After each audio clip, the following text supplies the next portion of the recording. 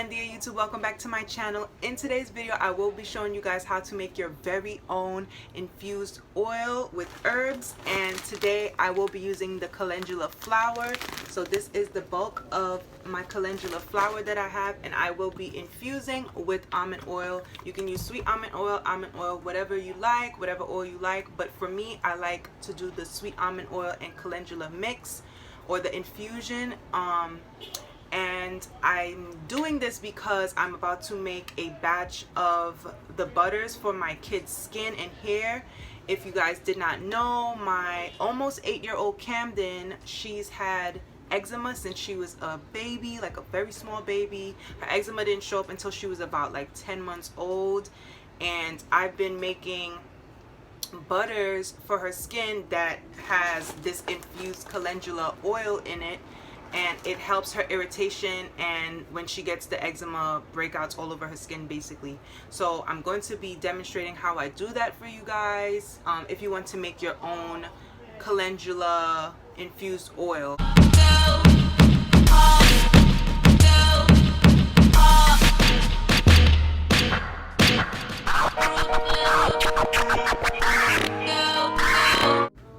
so calendula, which is also known as marigold, is like this miracle herb that people use basically to treat skin conditions, dry or damaged skin. It prevents premature aging, treats acne. It's great for hair loss. It basically promotes hair growth. It fights off dandruff in your hair. Calendula is just overall really great to use, and that's the reason why I do my infused oil with calendula. If you would like to know a little bit more, there'll probably be more about calendula in the description down below. If you guys would like to purchase any of my calendula infused oil butters, you can hit me on my email at crooklyndscreations@gmail.com or my Instagram, my business account at crooklynds_creations. The information will be down below in the description. If you would like to purchase a butter from me, I will ship it to you if you do not live in the New York or Tri-Borough area. So that's not a problem. Hit me up if you would like some, because this is amazing. If you have psoriasis, if you have eczema, dry or cracked skin, your heels, it's like really good for your heels. If you have dry or cracked heels, just anything, you could just put it all over. You could put it in your hair because it's amazing. It promotes hair growth.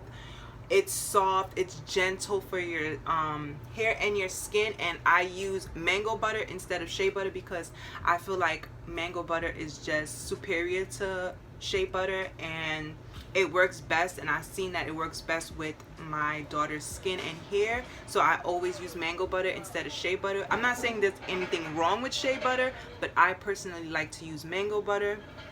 I'm sorry if you hear any noise in the background because I'm by my kitchen window and I live in the hood, so there's some ruckus going on outside. But yes, straight into this video, I'm going to show you guys how I infuse this calendula with my sweet almond oil.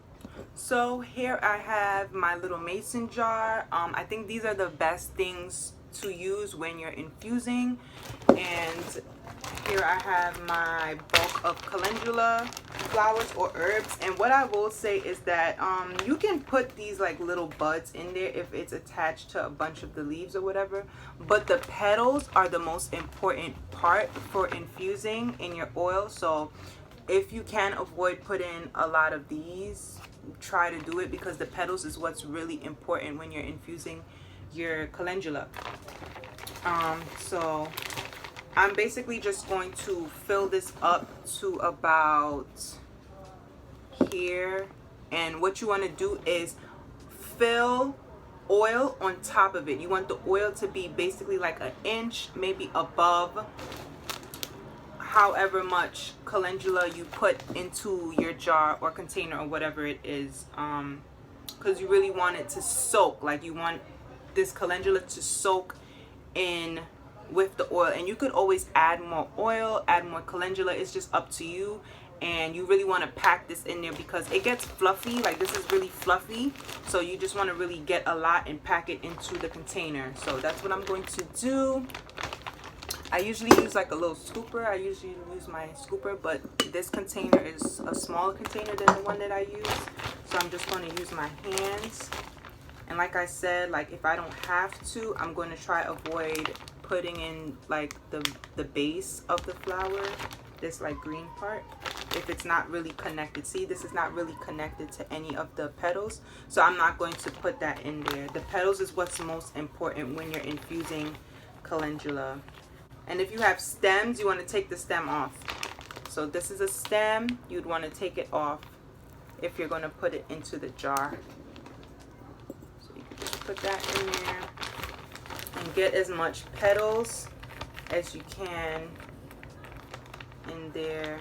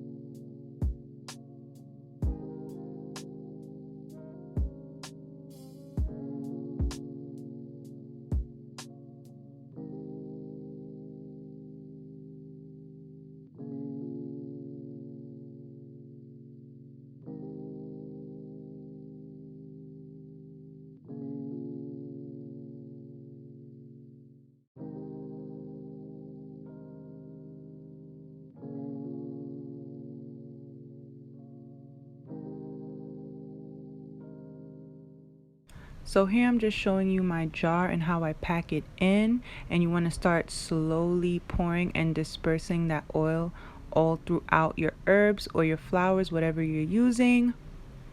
And now I'm just going to show you a quick overview of what that looks like. And you want to have about 1 inch over the flowers or herbs in oil.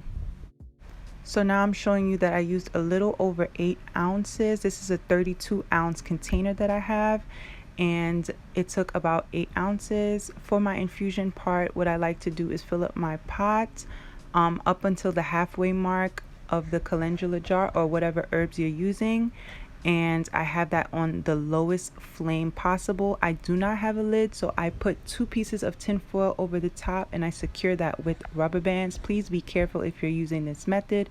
Don't shake the jar, don't tilt the jar. And this is what I do whenever I'm infusing herbs with oils, basically. So I had to get Solana because she woke up from her nap. So what I'm going to do now is basically leave that on the stove on a low flame for as long as possible, which for me will probably be the entire day. If you have a crock pot, then you could leave it in your crock pot overnight and then let that sit for as long as possible. What I'm going to do is keep my jar in a room temperature place, which will probably be the bathroom for me, because sometimes my room gets too cold, sometimes it's extremely hot. So I'm going to leave that inside of the bathroom and let that sit for an entire week. Yeah, let that sit for an entire week before I start making my butters and the products that I use the infused calendula oil with. So that's my entire process, and you can use a cheesecloth to strain it for a really good strain, or you could just get like these small strainers and strain it through that. It works just as good. But those are just some options that you can do for straining after you let your infusion sit for however long possible you want. Sometimes people let them sit for months, 6 months, 7 months. One time I let mine sit for about 6 months and it came out amazing, just as amazing. This is just a shortcut to infusing if you don't have that much time and you want to make your products as soon as possible. So that's the entire process, and that's the end of my DIY infusion with your herbs and oil.